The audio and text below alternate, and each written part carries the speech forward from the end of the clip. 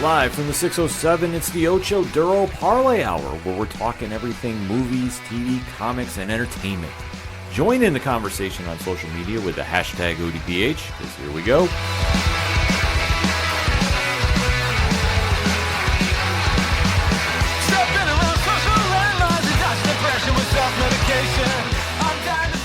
Welcome to an all-new edition of the ODPH podcast. What's happening, everybody? Thank you so much for joining us this week. My name is Ken M. Joining me in the co-pilot seat, you know him. He's the co-host. He's the statistician to the stars. He's a man of 1,008 aliases. His name is Padawan J. Well, let me talk to you. And we have a little stuff to talk about. I mean, this is the entertainment edition of the ODPH. Sports world is kind of quiet this week. Yeah, just for clarity's sake, no crowd cams in this show. Yes, that is true. Not even on the Patreon. Couples, you don't need to beware. No, you definitely don't. And I was going to say, that has been the talk of social media for quite some time. Listen, it peaked with the Philly Fanatics response, and it's all been kind of plateaued since. Yeah, you can't top that one. But we still have a lot to talk about in the land of movies, TV, comics, and more. Like we said, you are tuned into the entertainment edition of the ODPH, and we definitely keep those conversations rolling after the show. So, Pad, where does everybody go? ODPHpodcast.com. Check out the social media links. Check out the T Public Store link. Check out the blog. Check out the classified section, which has friends of the show such as 3FM Podcast, Dragon Master Games, Nerd Initiative, and many more. Pad, what about our directory? How many providers are we on? We are on 186,307. And who's your source? Trust me, bro. So wherever you're listening to the ODPH on, first and foremost, thank you for checking us. It means the absolute world to us. Leave us a review on your favorite podcatcher. It definitely helps the algorithm of the show. Last and certainly not least, we have a great music section where you can find out such musicians as Brian Wolf and the Howlers, Second Suitor, Tom Jolu, Floodlands, and Shout at the Robots. All should be in your music playlist, so definitely make sure you're taking them out wherever you're going this summer and beyond.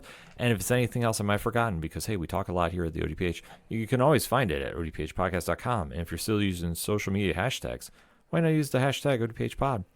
Kicking off this edition of the show, Marvel Comics, Marvel Studios, Marvel Cinematic Universe, whatever you want to find it as, is back in the movie theaters. And this is one that has everybody waiting on bated breath to see what we're going to have, because the escapades of the first family of Marvel Comics has been one that has had a very interesting path. Tumultuous. At the movie theaters. Tumultuous is a strong word, but yeah.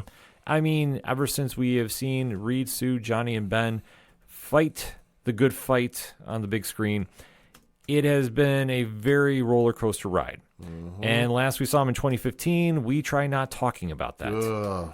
So when it was announced that Kevin Feige and company were reacquiring the rights to the Fantastic Four and bringing them into the MCU universe, there was a lot of excitement behind it. Yeah, because as everyone knows, or if you don't know, the deal Marvel had with 20th Century Fox at that point, because at that point Disney hadn't bought Fox yet, was you had to do a new movie every so many years, and that if you didn't fulfill that requirement, no matter what it was or how crappy it was, case in point, that one Fantastic Four movie, the rights reverted back to Marvel. And what ended up happening is they didn't do another movie, and they went back. Yeah, so it's crazy to think how it all played out, because they had the option, 20th Century Fox at the time, keep Daredevil or keep Fantastic Four. Daredevil was the one that they opted out on, went over to Netflix, became part of the Defenders universe, and obviously went on to rave success. The fact that it is now on Disney Plus is a huge hit. So when the Fantastic Four finally came over, everybody was curious about how this was all going to play in. Right.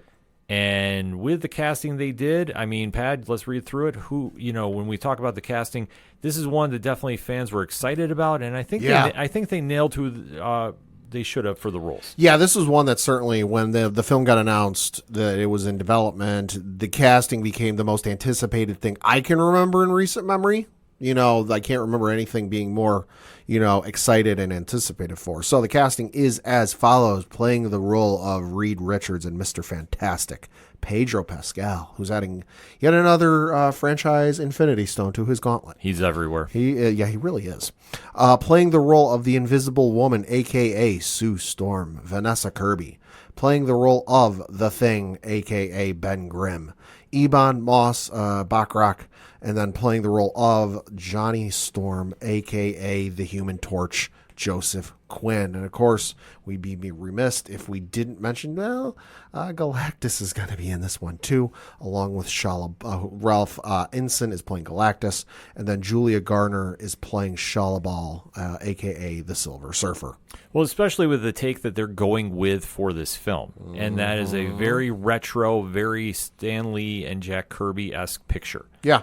And it is one that I really think is the way to go about this, because this is all leading into what we're going to be discussing for the opening segment, and that is our preview thoughts for Marvel Studios' Fantastic Four First Steps, which after it was announced in 2019, it's taken a long while to get here. With Pat alluding to, the casting is finally locked in. Yep. The movie is finally getting released on July 25th in the United States. Yep. And it is one that has a lot of comic fans talking for the right reasons, and like we touched upon a little bit. The retro look is throwing some fans off. Yeah.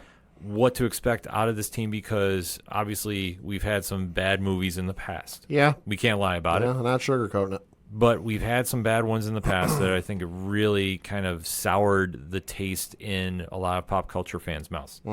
That to go back to this well, what's the incentive and why? Yeah. I actually just did a piece on nerdinitiative.com about why the Fantastic Four is so special and why they matter. And that is honestly something that is going to kind of carry through to this movie, because as we're going to break down, this is going to be the section where we start talking about what we think is going to be happening in this movie, or speculation for it. It's not spoilers because we have not seen this film. Correct. So we don't need to give the warning about it, but just our overall opinions, because from what we've seen thus far, they have really gone and tried capturing that Stan Lee, Jack Kirby vibe. So, Pat, when you're watching this all unfold, now coming into it, knowing the past history from what you've seen thus far with the trailers, and the one thing that stands out to me is they're swinging for the fences early with Galactus. Yeah, they really are. It's a figure and a character we've wanted to see for a while, and I realize if you go and you look at the credits of the second film they did, or 20th Century Fox did, Rise of the Silver Surfer, that technically Galactus is in that movie, but it's not Galactus as we know or see them in any iteration you play video games or read in the comics. This is kind of the first true look we're going to get at the character on the big screen. So you're right. They are swinging for the fences. I like that they're going big, because let's face it, the franchise in general has left a lot of bad tastes in people's mouth. First film, when it came out in 2005, you know what? For nowadays, it ain't great, but for its time was a pretty good film. Yes. Second one, mixed bag. Not great, not awful, certainly not the worst thing that's ever come out for a comic book movie. And then there's the 2015 film, which, yeah, enough said. But so you go and you're going to have some folks that I'm sure going into this are sitting there going, oh my God, are we really doing another one of these? This will be the third one this century. Why are we dipping into this well again? So in a sense, Marvel's playing behind the eight ball a little bit, just because, this isn't necessarily, it kind of is in a similar vein to where DC was with Superman, but not fully. You got some folks who are maybe on the fence. They're waiting to see what people say, but the fact that they're swinging for the fences so early, and I dig the way it looks and everything about it, I think they might have a hit on their hands. Well, I like how you brought up about Superman, because that's one thing that they have to go face with. Superman right now in the United States is the movie. Still number one at the box office. Setting records. It's really energized a pop culture audience that people were worried about superhero fatigue, if you want to believe that. And they are putting a lot of people out of the way here of the social media, because they can't really comment and say anything bad about it when the masses are turning out and generating box office tickets. A lot of folks gave numbers and said, oh, it won't hit this. Oh, it won't hit that. And yeah, it's hitting some numbers, and it's making some money back. This past weekend, as I alluded to, it was number one at the box office again. And the updated totals, it has just crossed, within the last couple days, the $400 million mark worldwide. Yeah, so they have definitely proved that there's no such thing as superhero fatigue. Nope. You just have to have the right characters and the right story to connect with the masses. It's one thing to connect with the comic audience, which we always talk about here on the ODPH. There's two separate audiences that go to films. There's ones that are always in the comic shops every Wednesday picking up their new issues, and there's ones that casually jump in because it's a trendy thing, and the MCU was the trendy thing at one point. I mean, I think maybe it's slowed down to a degree. Yeah, I think so. I mean, it's still a very viable franchise. I'm not saying it's on its last legs. Right. But for where it was a couple years ago, it still has not garnered that attention that it did prior to Avengers Endgame. Right. So doing the reset, yeah, they've come out and they've started their new phases, albeit though prior to the Jonathan Majors situation, it still was not winning over fans. Yeah. So going with Kang the Conqueror as the main villain, that's a tough sell to the pop culture audience. Mm-hmm. And then obviously, unfortunately, what happened happened. Yep. Kevin Feige and company have hit the reset button very, very hard. Oh, the hardest I've ever seen. Mm-hmm. Where they had to do the break glass in case of fire or emergency. Mm-hmm. They got the Russo brothers back to agree to the films, which they've said they were going to do the entire time, and that was Secret Wars and Doomsday. Yeah, no, the Russo brothers made it very clear. Like, the only movie we'll ever come back for is Secret Wars. And, well, we know they're doing Secret Wars. But it would have been very easy for Marvel with the Jonathan Majors Kang thing, to cast somebody else. Wouldn't be the first time it's been done in Marvel history or comic book history, or film history. This happens, I wouldn't say all the time, but it happens, I think, more often than people might realize. So they could have gone that route, but they decided, you know what, why don't we just do a 180-degree pivot and go the other way? And it's a smart move to do. Yeah. But if you're going to do this move with Doctor Doom, you have to do the Fantastic Four. Yep. Can't do it without him. It's like trying to do a Lex movie without Superman. Mm-hmm. And you need to really establish this group to an audience that it's an uphill fight. Yeah. There's no question about it. Getting Pedro Pascal, who has obviously been in very successful franchises. The hottest A-lister male actor in Hollywood right now, I would say. Yeah. With the amount of projects that dude's in. Oh, exactly. Holy schmoly. He's everywhere. That was smart casting to do there. Vanessa Kirby, obviously we know her from the Fast and Furious movies. Yep. Like say, she is perfect for the role that she is in, so she does have some buzz behind it. Ebon, we know from The Bear, which, I mean, this last season excluded. When The Bear was out, it really won over an audience there, too. Mm-hmm. I mean, you can't deny it, and plus he's very charismatic. He can fit in that role of Ben Grimm. And then Joseph Quinn is coming from Stranger Things. Yep. Which, I mean, as that's now transitioning into its final season. Stranger Things, Quiet Place, Day One. Yeah. They were very smart about getting cast members that are relevant now. Yeah. Like I say, they didn't stretch for anything. They didn't go for unknowns. They wanted to get established actors in there to play these roles. And they've all bought into the Jack Kirby and Stan Lee mythos because a lot of what we've seen in the trailers have been right out of the pages of those early 1960s books. It's got a 1960s feel to it. And that's the smart move to do because the one thing about this group is they don't fight the normal villains. No. They fight the world-ending ones. Well, say if you're going into this movie looking for a street-level fight, well, you're going to be disappointed. Oh, completely. So it is a massive risk, but I think they also did this as a way to wipe the slate clean from the Fantastic Four and Rise of the Silver Surfer movies. Yeah. The first two. Yeah. We're not talking about the 2015. 2015 doesn't exist in our world here. No, it doesn't. But they wanted to do the reset because when you have a villain well known as Galactus, yep, and to have him be a cloud in the second movie that he was, let's just say the cast in the first two movies was good. Oh yeah, the cast was good. The cast was good. Story, mixed bag, whatever. But casting, a character that is larger than planets as a cloud, one of the more interesting cinematic decisions I've ever seen. Right, which I'm deliberately being polite. And that's the argument you had at that time was it the right move to even introduce him? Mm-hmm. I think so because he's so well known in the comics. Well, and usually if the Silver Surfer shows up, he ain't far behind. Exactly. Which if you're when you announce the title's going to be right, but if you're going to try transitioning over to him, that's the issue. Right. There. Well, and plus you announce, the film's going to be titled Rise of the Silver Surfer. Well, you've tipped your hand who the villain's going to be. Oh, completely.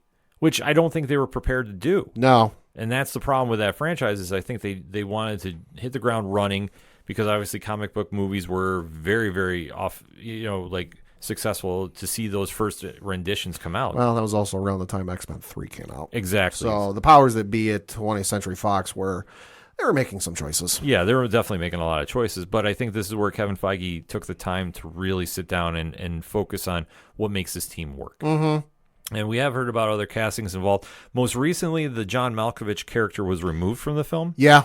Which, I'm right there with you, Pat. I mean, Sucks, but If he was allegedly playing Red Ghost, I'm okay with this. Yeah, I mean, it's something that they could still use the footage, put it out in something on Disney Plus down the road, or they could just take it, save it, and include it in something else down the road. Yeah, I mean, it all depends on what they want to do. I thought he'd play a perfect puppet master. Right. But it also depends on who they're going to cast as Alicia in the film, too, if they are doing that, or if they're going to have Ben Grimm's love interest be somebody else. Right. So there still is a lot of ground to work with. The only thing that we do know is they're paying a little homage to the Mole Man, who's played by Paul Walter Hauser. Yep. And obviously, if you know anything about Fantastic Four history, that was the first villain they ever fought. Which makes sense. It makes sense. It's perfect for what they need to do because they want to establish the quirkiness of it, but they also want to establish why this team works, and that's because they are family. You want to call it cliche because of Vin Diesel and Fast and Furious. I perfectly understand. But if you look at the history of these characters, and they've been around since 1961. Crazy. They have always been about the family dynamic. They're one of the last nuclear families we've seen in comics. I'll say, what's their official or unofficial, I don't know what it is, title? Marvel's First Family. Mm-hmm. Yeah, like I say. And it's kind of wild to see about how this plays out, but their history is very, very complex, especially they decided to really jump the gun a little bit and introduce Franklin Richards. Yeah, I didn't see that one coming when they showed it off in the trailer. No, I didn't think so either, which, I mean, if you know anything about Franklin, Franklin is arguably the most powerful character in the MCU. Definitely top 3, at least. Yeah. So it is really wild to see how this all plays in the grand scheme of things, because to introduce Franklin, and Franklin can be very complex to do in the stories because with his background, and I think they're going to have to introduce this, that he is a mutant. Right.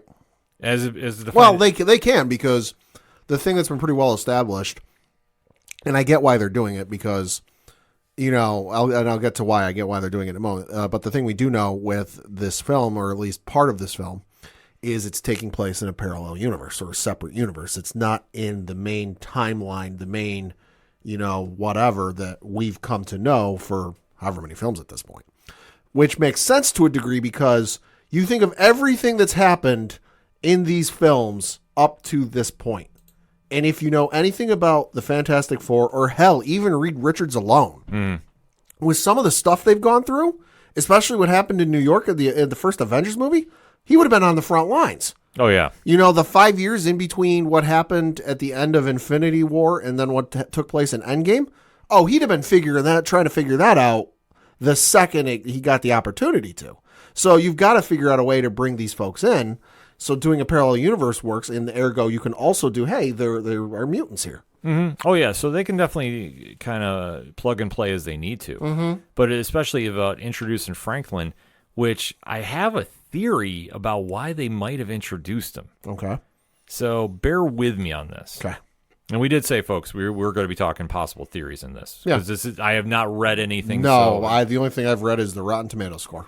Yeah. Which, side note, I should mention for folks, the soundtrack did go live on streaming yesterday. If you don't want to be spoiled, and I'm not saying there is, I don't know, I haven't looked, but if you don't want to be spoiled, I would avoid the soundtrack, just because there is that possibility that there could be a track title on there that spoils something. If you don't believe me, the soundtrack to Star Wars The Phantom Menace was released 2 weeks before the film came out. You go look at track 15 on that soundtrack, titled Qui-Gon's Noble End. Everyone knew Qui-Gon was going to be in the movie. Hey, here's this new character Liam Neeson's playing. Ooh, let me go buy the Star Wars soundtrack. I want to go listen to the music before I go watch the movie. What do you mean Qui-Gon's going to die? Yeah. So I don't know. I haven't read anything. I'm not saying there's anything in there. But if there is, I'd avoid looking at the soundtrack until after you see the movie. Yeah. Because, I mean, I would say if he's involved, there is a way that might explain that last Avengers, or New Avengers, if you want to call it that. I still call it Thunderbolts. Yeah, is what it is. Franklin is so powerful that even in the comics, especially how the Onslaught / Heroes Reborn universe took place, he subconsciously created a pocket universe. Ooh. As a child. Ooh. So, and he is a baby in this movie. So if you want to say that possibly, depending on how things go, Column A could lead to column B. he's the reason that they cross over into our universe. Could be. Because he's on that ship somehow. Could be. So this is where introducing him might help to cause a reset of some sort. Yeah.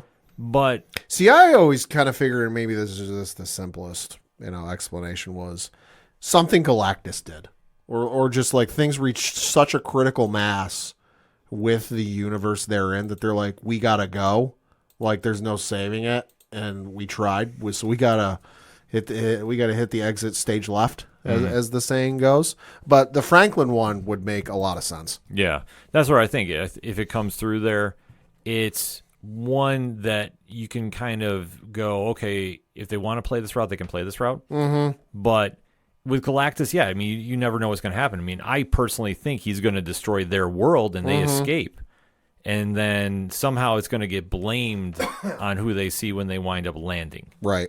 Because we know they're going to show up in the main Marvel Cinematic Universe timeline, though that kind of got spoiled at the end of Thunderbolts. Yeah, so it's a weird thing to see kind of how they want to go with it, especially with Galactus, because that's a tough villain to do the first time out. I mean, if they went on to go Doctor Doom, I'd understand it, but hey, hands are kind of tied with that one. Well, you know what? I think it's smart they didn't. Yeah. That's another thing I like how you brought up, too. I think it's smart that we didn't go Doom. Because especially, we do know Robert Downey Jr. is playing Victor Von Doom in the MCU. See, that's initially when they announced Fantastic Four, and then they announced San Diego Comic-Con, what was it, last year? That Robert was coming back and he was going to be Doom. I'm like, well, we know how, because I think by that point we already knew, or we had an inkling this film was going to be in a separate universe. I was sitting there going, well, now we know how, or at least we figure we know how they're going to get in this universe, is he's going to do something. But now he's been absent from this entire thing. I doubt he's going to be in it. We would have heard it by now. But that's what I figured initially. He'll be a bonus scene. Good. Yeah, well, given who I've read is directing the bonus scene, that's entirely likely. Yeah, I was fully thinking that too. He will somehow tie into this in some way. Yeah. But I think they want to obviously give him his own film to go with, and I think separating from the Fantastic Four is a smart move, because Doom is the overall Marvel villain. He is a way more compelling villain than Thanos. Yeah. And yeah, like I say, Thanos has done some big things. Obviously, he had a whole thing about him. Yeah. But the thing with Doom is next level. Doom ripped his skeleton out. Yeah. Doom is capable of a lot, and it depends how far they want to push the envelope with them in the movies when they come through. Yeah. But that is something they'll have to kind of wait to see as things move. But from what we've seen on the trailer, there's a lot to be optimistic about. Yeah. Because I think from what we've seen, there is the family dynamic that's in there. And like I say, there is old school as it gets. And to see how that's going to translate to the big screen, I think it's going to be a very nice moment to see. Because in this day and age where we live with anti-heroes and the Wolverines, the Punishers, the Deadpools, and the list goes on. And the over-the-top, and I'm not saying it's a bad thing, but the over-the-top, the real-life look at what a superhero would be. Yeah. I think it's refreshing to go back to the Boy Scout era, so to speak. Yeah. Because we've seen the audience is definitely clamoring for it. Yeah. And I think the Fantastic Four is one of those teams that is, by definition, the Boy Scout-esque superheroes. Yeah, I mean, the grungy, gritty, look of things is fine. But if you think to your own personal life, not everything you experience is the same every day. And I mean, like, you don't have a great day every single day. Some days it's great. Some days it's okay. Some days it's just, it is what it is. Some days are absolutely bleeping awful. It is what it is. So I feel like the comic book movies should be the same. That, like, listen, the grungy, realistic, you can clearly tell this film was filmed in Pittsburgh. Like, that's fine. But it doesn't need to be everything. Comic books aren't, and I know I said this for Superman, comic books aren't the same look and feel from one book to the next. No, they shouldn't be. And I think for what we're getting here, the retro look is working. Yeah, it's great. I think for anybody that's very skeptical about it, I think they'll put your fears to ease very quickly because this is where the Fantastic Four thrive at. Not saying they're not doing it now. Right. In the comics. I think the stuff Ryan North has been doing has been lights out. But that era that Kirby and Lee were writing and drawing, that's the era that opened the doors for so much in the comics universe, and now even to the MCU, that to go back there, pay it a little homage, I don't think is a bad thing, because I don't think it's going to be anything that they're going to be so time displaced when they show up in the 616 MCU that they're going to be like, well, what's going on here? Right. I mean, I'm sure there'll be a little confusion because of reasons. Yeah, like what's going on? Why are we here? Or whatever it is. Right. But I think going back to what we've seen on the trailers really capture that essence. Yeah. And I think they're really showing how this is a very different world that they're coming into. I mean, we've seen that it's Shalabal, not Norton Rad, who's the Silver Surfer. Yep. And we're going to see probably more of that kind of new characters in this world as we're going through. I just want to see some interaction between Silver Surfer and Galactus, because it's been a while since I've seen Rise of the Silver Surfer. But if I remember right, we don't see any between the two of them. It's just Silver Surfer shows up, starts wrecking shop, and then, the Misty Cloud decides to appear over the Earth.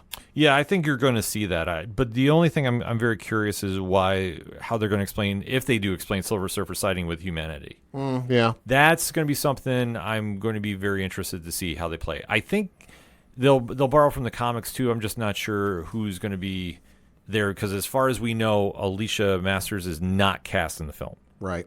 As far as I've read, no. Yeah. I mean, I know Natasha Lyonne is still in the film, as far as I've heard. I don't know what her character is. Maybe that's the one that winds up communicating to the Silver Surfer and bridging the gap of why humanity matters, and then ultimately sways the Surfer to turn on Galactus. Or they might not even do that. I mean, that's the one thing we don't know how this is going to do. Like I say, we're going to see the new characterization of a lot of familiar faces. Yeah. I think that's going to be one of the fun aspects of this film. Yeah, and it's going to be in the hands of folks who know what they're doing. Yeah, that's the thing. That's probably. Listen, I love some of those Fox movies from back in the day, but Lord have mercy, they made some choices back then. They made some very extreme choices. Because X-Men Origins Wolverine was around this same time. No, let's not. Need I say more? Yeah, I was going to say let's not go there. Otherwise, I'm going to start thinking Deadpool, like the original Deadpool. Yeah, the Merc with the mouth who was sewn shut.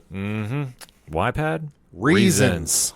But in closing with this, though, we have a lot to look forward to. I think the powers that be at Marvel Studios have really gotten a hold of what makes this team work. Yep. The casting has been on point because it's a lot of familiar faces that can connect with the modern audience, but they still are embracing that timeless feel that the Fantastic Four does, because it is all about family with them. And I think they're going to take some chances too, and especially bring in Franklin Richards in this early, because to my knowledge, I don't think we've done that in the previous films. No. I think it's been alluded to. It's been alluded to, from what I can remember, but never directly seen. Yeah, so he could be the catalyst for a whole new direction for this franchise, especially as we know they eventually... a ship of theirs, I should say, winds up coming through. That is true. Because I mean, we're assuming they're on it, but that might not be the case. Yeah, I mean, I'm not buying any early footage that quote unquote was leaked. I don't pay attention to that stuff, so I don't know. Well, I do know it was screened in certain parts of the world already. Yeah, but no, I'm just saying, just from some of the quote unquote fan sites. Oh, I got somebody was like, "Oh, I had exclusive," I don't pay attention to that stuff. So they sent me a screener. Yeah, so if that is the case, I mean, more power to you. But for me, I'm going in very blind to it. Yeah. But one that, reading those old Stan Lee, Jack Kirby stories, if they can capture that essence, I think we're in for a real treat at the box office. And it's another win for the good guys through and through, because if Superman's winning, Fantastic Four is winning, the one thing that is the big picture win, we're going to have more comic content. Yeah, I mean, and it just shows other movie studios that aren't Disney, that aren't Warner Brothers. There's still other comic book companies that have properties that can be adapted into films or television shows or what have you. And there are other studios out there that, hey, they might be looking for something that, could string them along, and get them going the next couple of years. And they might take a look at, Image Comics and any of the incredible stuff they've got going on. Boom Studios, Valiant, whoever. Like, there's plenty of comics out there that they can adapt. Yeah, I mean, we're seeing more come to the small screen. And I know if you're going to San Diego Comic-Con, there are a couple that are going to be having some panels there. So it's just showing about there's still the draw to the audience. But when you can really take over pop culture, and we're in the midst of arguably the biggest month of comic book movies in history. That I can remember in quite some time. Yeah. If both do well, that sends a very strong message to the powers that be at Hollywood. We want more. Yeah. And that's something that we should be really embracing. It should not be, I'm only going to see Marvel, I'm only going to see DC. Yeah. The tribalism that you see in pro wrestling and certain fandoms, I mean, stop. This is one that we should all be celebrating, comic fans. I've seen a lot of DC writers sharing the Rotten Tomatoes score for Fantastic Four and are excited about it. Nice. And the Marvel ones were doing the same thing for Superman. So you know what that means? We all want to see everybody succeed, and that's the big take-home with this. Final thoughts on the segment, Pat? Excited to see it. Excited for that post credit scene because I read who's directing it. Not going to say, but you can probably take a guess who it's going to be. Excited for this film in general, just because while I did enjoy, the very first one they did in 2005, second one mixed bag. I have not even gone near the 2015 one just because Just stay away. Anyone I've spoken to that's seen it has told me, yeah, you're better off not watching it. So I've just never bothered with it. I'm excited for a new film, and I'm excited for something done in the vein and done by the hands at Marvel, just because while everything might not be a home run, more often than not, they're still getting a base hit. Yeah, so this one definitely is going to be one we're going to be talking about next week on the show. But in the meantime, hit us up on the hashtag ODPH pod. Fantastic Four First Steps by Marvel Studios, debuting this week. Are you excited? Are you not? And why? And then we'll be talking about this next week on the show in a full spoiler review. So stay tuned for that. But first, we're going to get a quick breakout. We'll be right back. Do you like comic books? What about movies and TV shows? Well, we may be the show for you.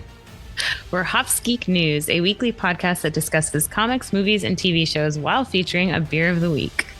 Every week, we chat about what we messed up on the week before, and then we dive into what we're reading and watching, as well as some news. We then wrap it up with a geek-themed topic of the week. You can find us anywhere you listen to podcasts by searching Hops Geek News. Cheers.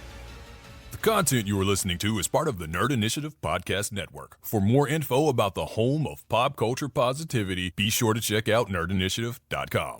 Hey, this is Scott Snyder, and you better listen to the ODPH podcast, or I'm coming for you, and Batman is coming for you.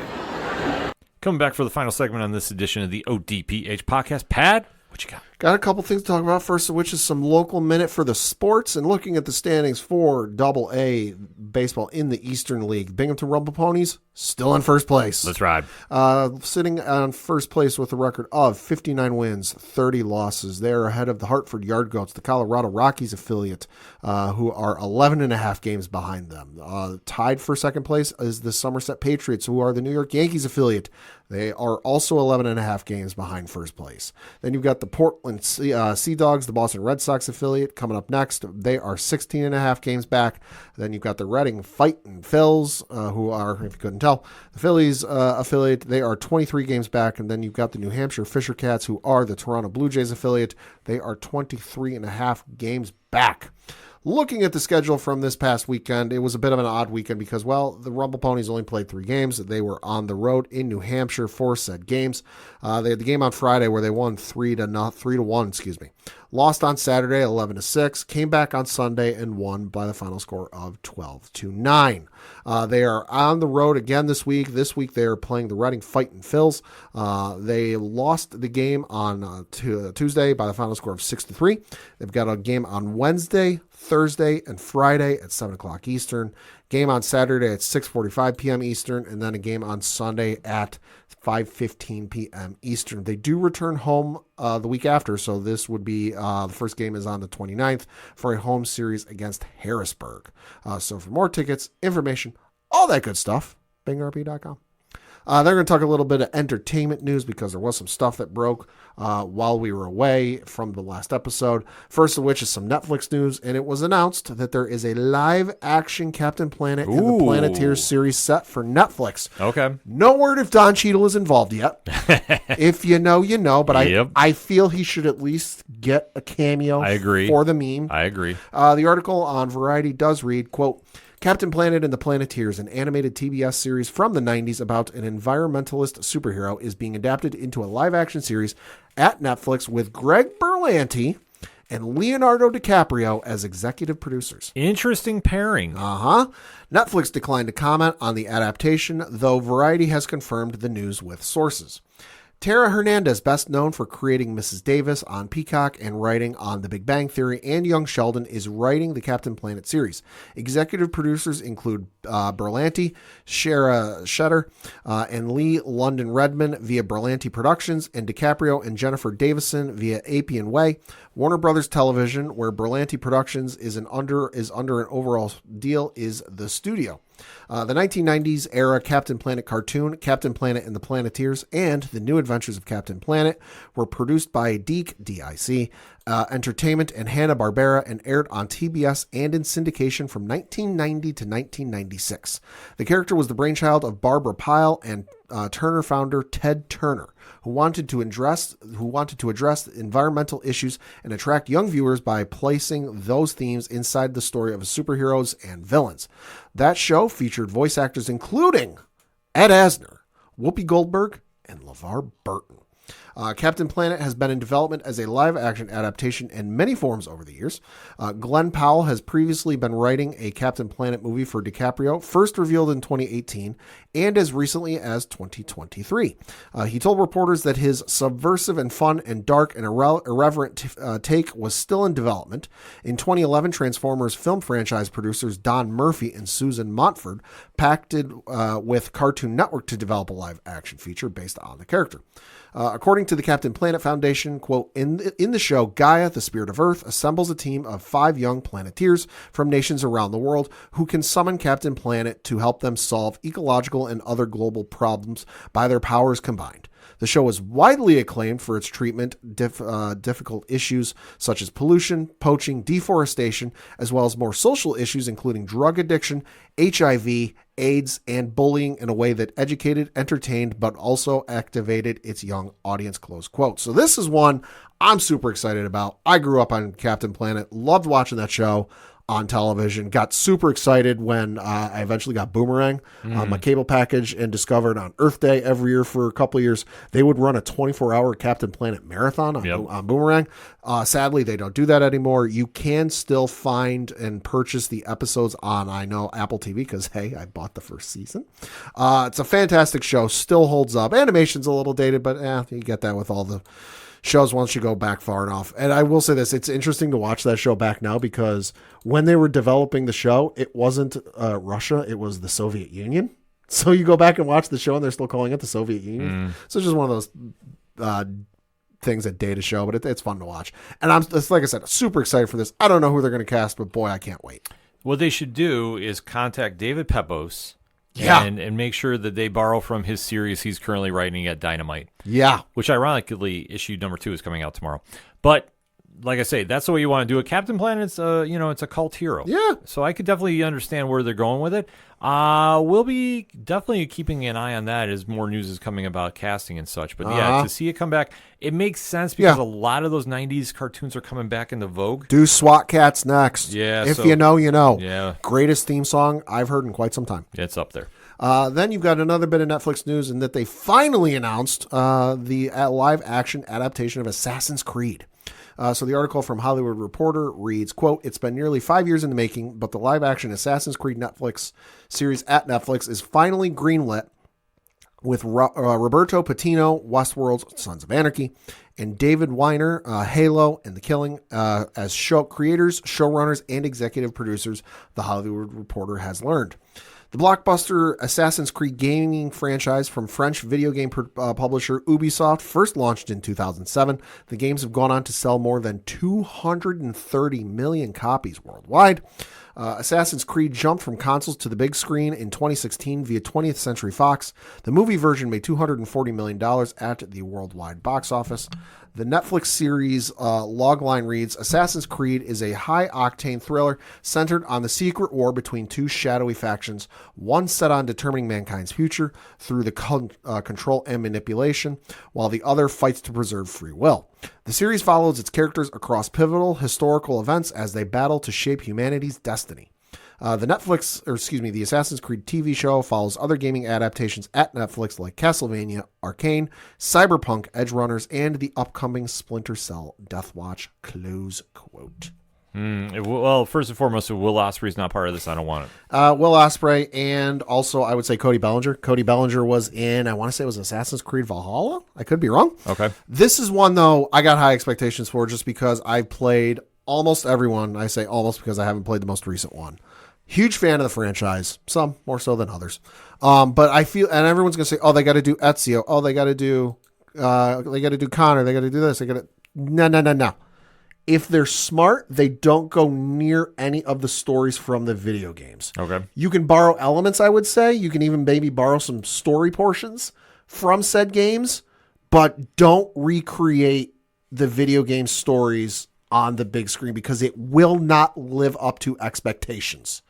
Everyone's going to want to see a certain scene or certain scenes on the big screen, and when it doesn't look exactly how they saw it or remember it in their head, they're going to get pissed and they're going to whatever else. Just do a story set in the universe, something else set in a time period they haven't gone to yet, and just go from there. That to me would be the smartest thing. Yeah, I definitely want to see how this all plays out because anytime you do video games in live action, hit or miss, we get messy. Yeah. Then some Amazon Prime news because this got announced and I went, oh, cool. When's the next season coming out? Oh, it's not coming out until next year. What the heck? And that is Invincible is getting a 5th season. By the way, season 4 isn't out until next year. So the article from Variety reads, Invincible is living up to its title, fortifying itself for even more episodes. The animated series has received a season 5 renewal from Prime Video. The order comes months before season 4's debut on the Amazon streamer in 2026. Additionally, Matthew Rhys has joined the voice cast for season 4. In an interview with Variety discussing the season 3 finale, Invincible creator Robert Kirkman teased that Thrag, the main villain of the original Invincible comic series by Image Comics, would finally appear on the show in its upcoming 4th season. It's unclear whether Rhys would be voicing this character or a different newcomer to the series. Quote, it would certainly be weird if Thrag didn't show up in the show, Kirkman said at the time. I mean, I don't know. It's so tough. Here's what I'll say. He's been cast. He's amazing. Close quote. The early season 5 renewal comes about 4 months after Invincible premiered its season 3 finale in March. The most recent season ranked as Prime Video's most watched animation series season of all time per the streamer's own data. Re-upping Invincible on an advanced timeline has become somewhat of a tradition for Prime Video. The superhero series from Skybound Entertainment and Amazon MGM Studios got a season 4 renewal in July 2024, nearly half a calendar year before season 3 debuted. Prior to that, the season 3 renewal came shortly after the first season premiered back in 2021. Close quote. Well, it makes sense. I mean, obviously, like you touched upon, the numbers are there. It's a great show. Oh, it's a great show. Great comic. I mean, I would say arguably the most influential superhero comic of the past 20 years. Easily. Arguably. It's in that conversation, at least, for the influence it's left, because from there, I mean, I don't think you have a Radiant Black. I don't think you have a few others just coming on top of the head. But, I mean, to see it translate as well as it has to the small screen, I think is huge, and we never know. Maybe we'll get that live action one day. Maybe, hopefully. Then we got a little bit of movie casting news because the Legend of Zelda movie, folks, it ain't fake. This ain't real. It's real. This ain't the IGN April Fools from 15 years ago. But reading from the article on Deadline.com, we have our first casting announcements, and well, they're 2 pretty important characters.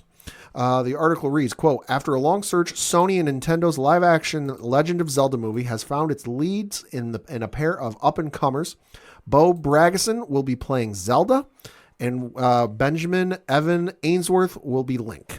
Nintendo's Shigeru Miyamoto announced early on Nintendo's official Twitter page, quote, this is Miyamoto. I am pleased to announce that for the live-action film of The Legend of Zelda, Zelda will be played by Bo Bragason-san and Link by Benjamin Evan Ainsworth-san. He wrote, sharing the images of the pair in costume. I am very much looking forward to seeing both of them on the big screen, close quote. So, a lot of you want to talk about a movie with expectations. Holy hell, this movie's got more expectations than I think any Marvel movie has had in the last 20 years. Well, no, I wouldn't say that. I would say Fantastic Four actually probably does have up around there. But for the Zelda franchise, for the video game players, no, I agree with you. No, this is If you want to talk about pop culture characters, yeah, this is up there. This is in that top 3 conversation. Yeah, I would say. and people have wanted a Legend of Zelda movie for years, decades. That's why when IGN did the April Fool's video, the trailer way back when, everyone lost their collective minds because they're like, oh my God, because this is before Twitter. This is before all the movie studios were on, all the social media and everything else. So everyone took this as legit, only for when it came out that, oh yeah, it's April Fool's. And everyone's like, wait, what? It's not real? So go out on YouTube, find the trailer. I guarantee you can find it. It's a tremendous trailer for being an April Fool's joke. But like the article alluded to, literal unknowns, because Bo Bragason, who is playing Zelda, is known for, she has 9 roles to her acting career. I won't run through them all. But the 4 she's most known for, she was in a TV series, 8 episodes, titled Renegade Nell. She was in a movie titled The Radleys, another movie titled Censor, and a TV miniseries titled Three Girls. So, and I'm looking through the rest of it. I've not heard of any of these other things she's been in. So, first major production she's in. Second one, he was in something else, but you know what? This is probably the first big thing we'll see him in that's not like a motion capture suit.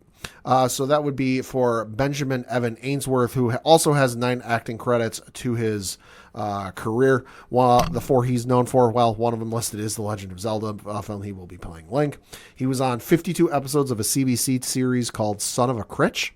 And then he was also on a film called Everything's Going to Be Great. And then he was the voice of Pinocchio in the 2022 live-action remake Disney did.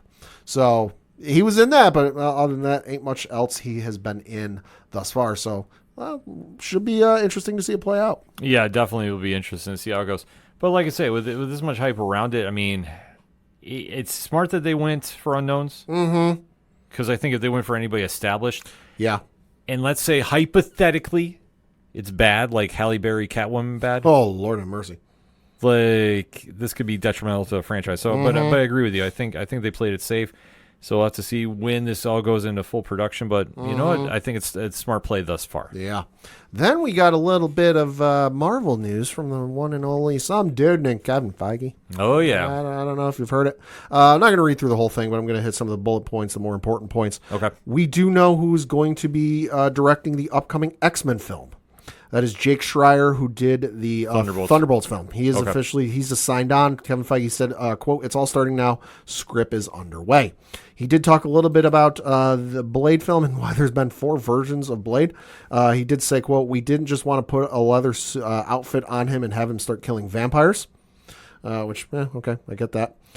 He did officially confirm that John Bernthal is going to be returning as the Punisher in Spider-Man Brand New Day. Okay. And he did say, quote, he did say that they are not allowed to bring Miles Morales into the MCU yet. They've been told to stay away until the animated films are done. You know what? From a business aspect, that makes sense. That makes sense if that's the reason why. Yeah.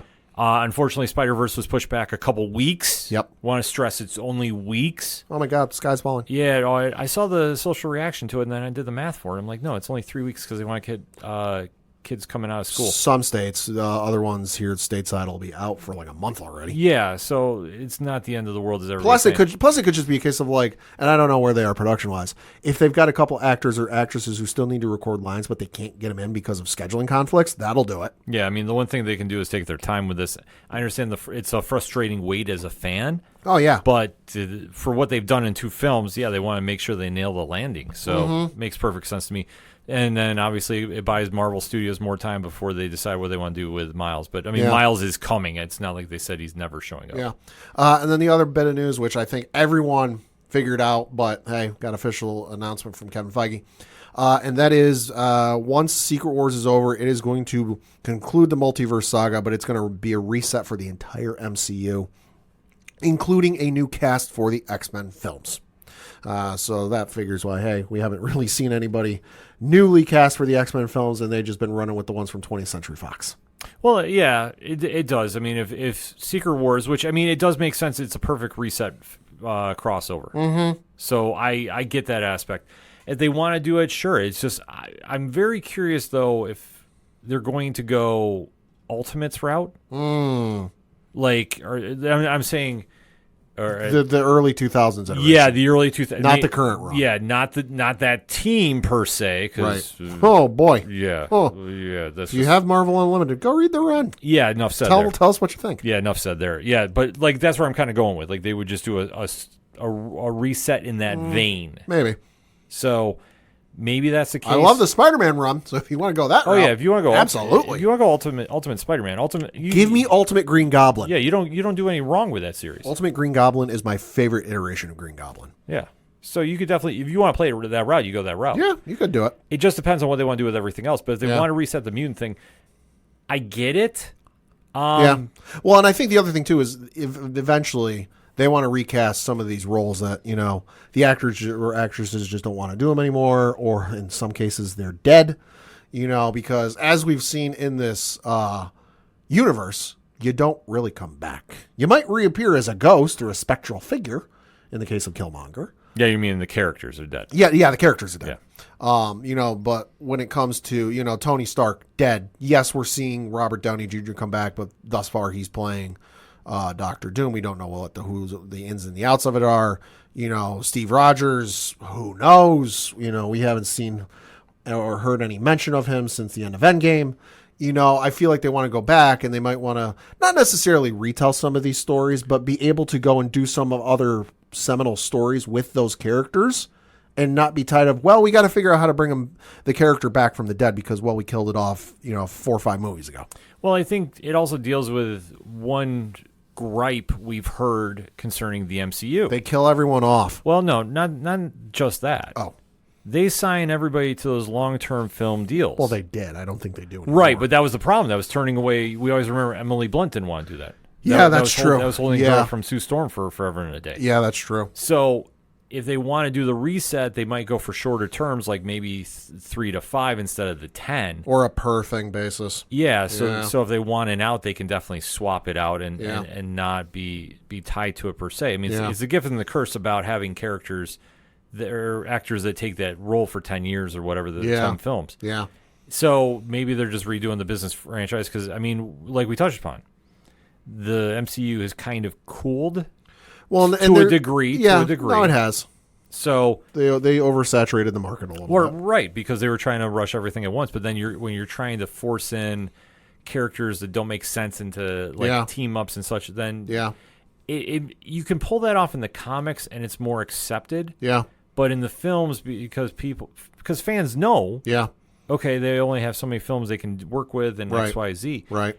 Yeah, and then plus it does give them a little loophole if they want to go get somebody to play a role, and then okay, well we can't because they're tied up with this. Right. Well, it doesn't hold up production because maybe that's the case. We didn't get a few films out. Could be. So Could be. Well, and that was the other thing too. I brought up oversaturation. Feige did say is they realized they oversaturated the market a couple of years ago. Well, you know what, but and I feel like to a certain extent that's not wrong. It's not wrong. I feel like the movies are in that sweet spot where there's not too many. I'm not sitting here going, holy hell, we've got, another Marvel film and the last one only came out, 2 months ago.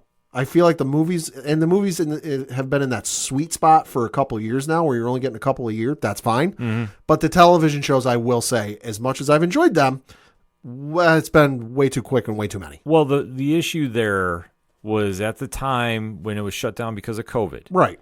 Everybody flooded the market at once. And fans were so overjoyed about getting characters going that it offset the displeasure about oversaturation. Mm-hmm. Because, as fans, we want to see everything at once. We didn't have a week off. You remember that first year, everybody came back. Yeah. That, we had so much programming. It was amazing, but it was also like... a lot of us couldn't go to the movies, so we had to watch something. Yeah, so it was taking up a lot of time and then trying to balance it out. Yeah. But then when you try, when studios are seeing, much like anything in life, like you say, if you're selling a product and you see something take off, everybody tries copying it. Mm-hmm. Everybody tries doing it. So if the formula is, we have all this content, the ratings are booming through Disney+, let's keep pushing out more stuff before it's ready. Yeah. Because, otherwise, this is why we have the question about it. Are they ever going to do sequels for She-Hulk, Moon Knight, Miss Marvel, Werewolf by Night? Well, and plus, not only the live action stuff, there's the animated stuff. Yeah. We're waiting on another season of X-Men 97. We're waiting on, Marvel Zombies is going to be coming out. There's the Wakanda one. Yep. There's Lord knows how many else going on behind the scenes that we don't know about. Yeah, I mean, it's just a matter of they needed to kind of pace themselves a little bit. Yeah. But I'm not faulting them for what they did. Sure. By any stretch. But when Bob Iger came back, that kind of like put the foot down on a lot of things. And I think Kevin Feige's been now trying to maneuver from that mandate. Mm-hmm. And I think we're getting to a place where that's working. Yeah, I mean, obviously they were at a point where, all right, the bull was out of the pen, as it were, and you couldn't really stop it. So that boulder was going to come rolling down the hill whether you wanted to or not. But now that you're kind of at a point where, okay, we can kind of pull back on this a little bit. Now let's find that sweet spot with the television shows. Exactly. So now we got to talk some comics on the way out the door because obviously this week San Diego Comic-Con is taking place. We will be breaking that down in a separate episode for Turn a Page on Nerd Initiative YouTube. So depending on when you hear this episode, 8 p.m. Tuesday night, Rich, Tom, and myself are breaking down everything going on with the comic companies. Overall, though, Pat, I mean, you kind of said off air, the excitement level for San Diego this year kind of mixed on? Yeah, no, because, don't get me wrong, I love the comic companies, and it's always great to hear what they got coming and the next big event, Marvel's doing or DC's doing or what everybody else has got going on. Who knows? We might get in a continuation of the Walking Dead series. I don't know. Just throwing out predictions, maybe. But I'm really look forward more to the movies and television side of things. Just what's coming out. What do they got coming? But as we know, Marvel's not going. DC's not going. So they're the big two. Sure, there's, other things that are showing up, but it's Peacemaker season 2 is going to be there. Okay, well, I'm already going to be watching Peacemaker season 2.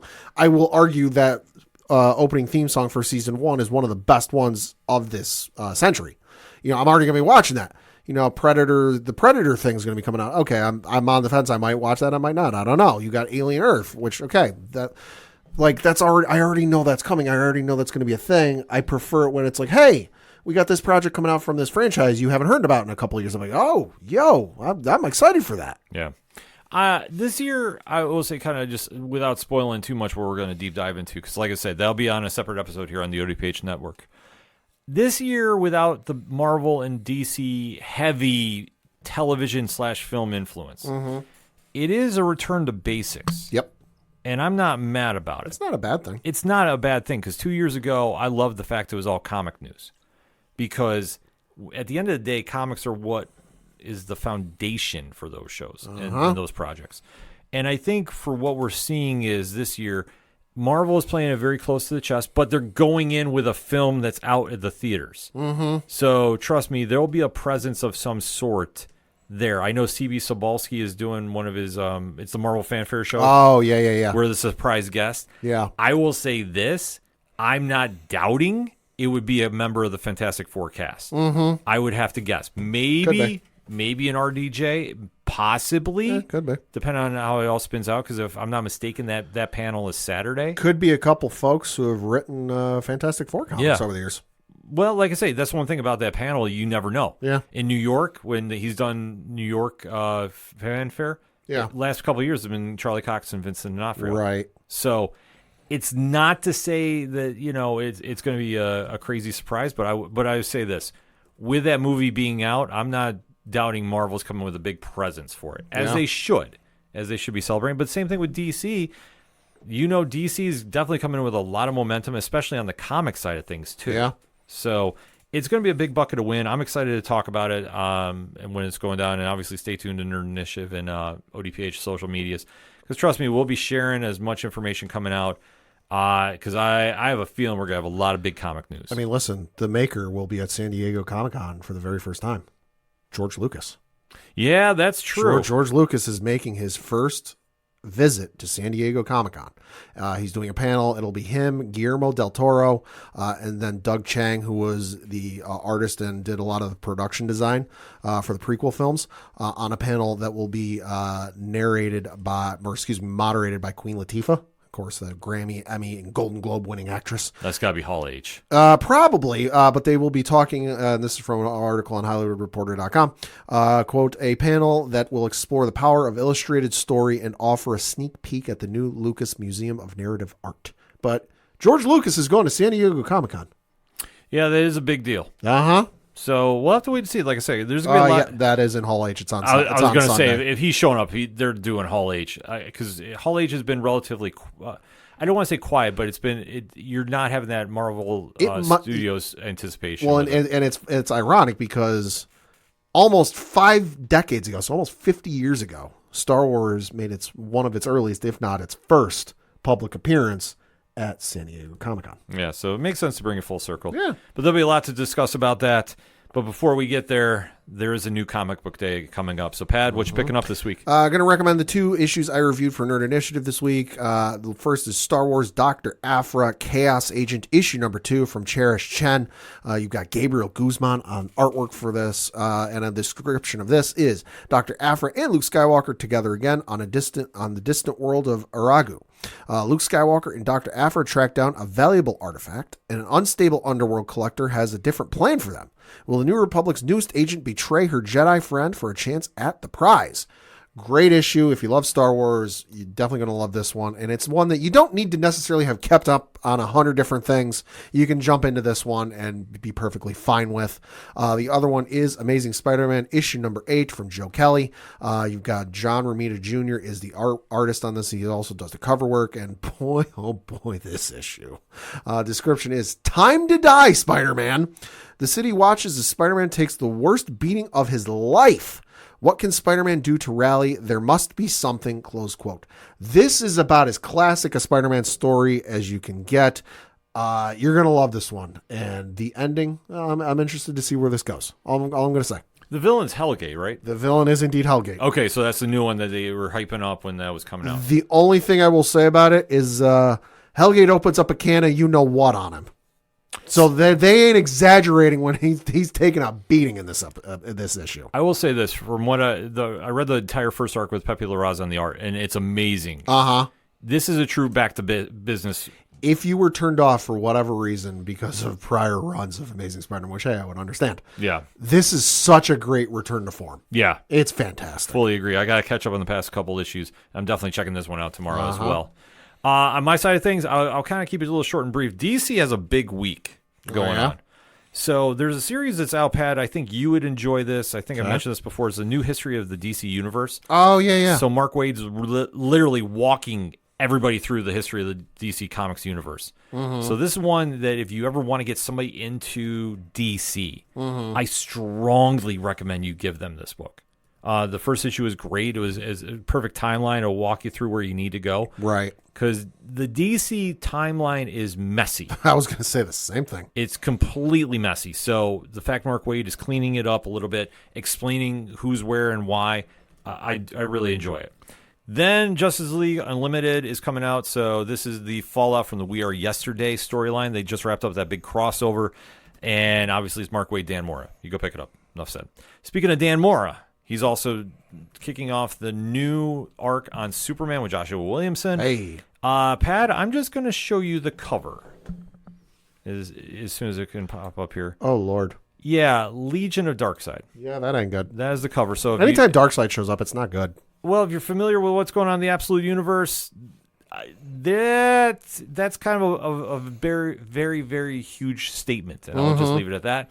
Also, one of my favorite books out there, this is not for the squeamish, I will tell you right now, but the stuff that Dennis Camp and Javier Rodriguez are doing in Absolute Martian Manhunter, it's phenomenal. It might be the best book at the comic shop. Like, I will put that up there in that conversation. All right. So this is dealing with what has been going on in the Manhunter City. Yeah. There's another presence there, and like I say, it's not for the faint of heart. Like, it's kind of like on that mature readers. I shouldn't say mature readers because it's only 15 plus on the age on there. But let me just say, there's a lot going on in this issue that if you have younger readers, I don't know if they're going to be ready for this. I'm just going to put that. Probably not. And then rounding out my DC stuff, Batman 61 or 161, Jeff Loeb, Jim Lee, Hush 2. Yeah. I have a lot of mixed emotions about it, and I try keeping it very positive here. So I'm just going to leave it at that. That is the thing.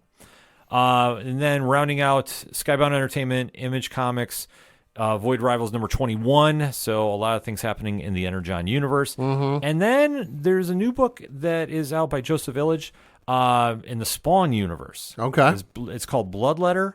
So it's Illidge, Tim Seeley, I believe, is co-writer. And this is following an ex-CIA agent that had a run-in with Al Simmons 10 years ago. Okay.